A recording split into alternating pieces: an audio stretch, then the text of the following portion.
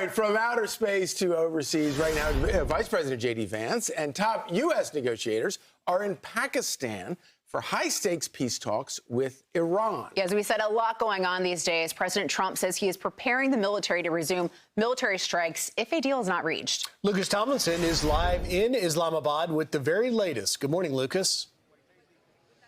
Good morning, guys. Less than a week after President Trump declared a 2-week ceasefire, Vice President J.D. Vance is already here for the first face-to-face talks with Iran since that ceasefire has been declared and since the war started 6 weeks ago. And it appears to be a war that both sides want to have ended. And the vice president could potentially be the most senior U.S. leader to meet an Iranian official since the 1979 revolution.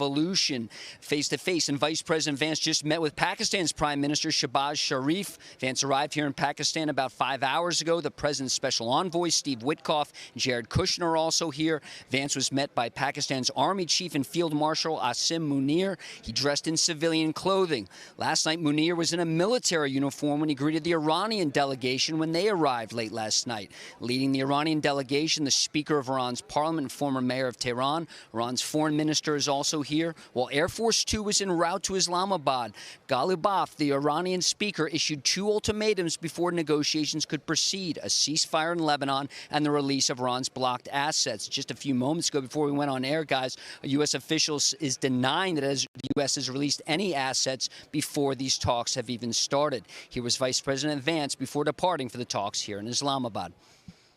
I think it's going to be positive. We'll, of course, see. As the President of the United States said, if the Iranians are willing to negotiate in good faith, we're certainly willing to extend the open hand.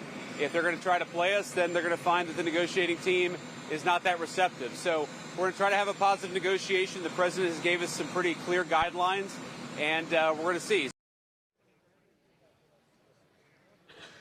And President Trump telling the New York Post, quote, "We have a reset going. We're loading up the ships with the best ammunition, the best weapons ever made, even better than what we did previously. And we blew them apart. And if we don't have a deal, we'll be using them, and we will be using them very effectively."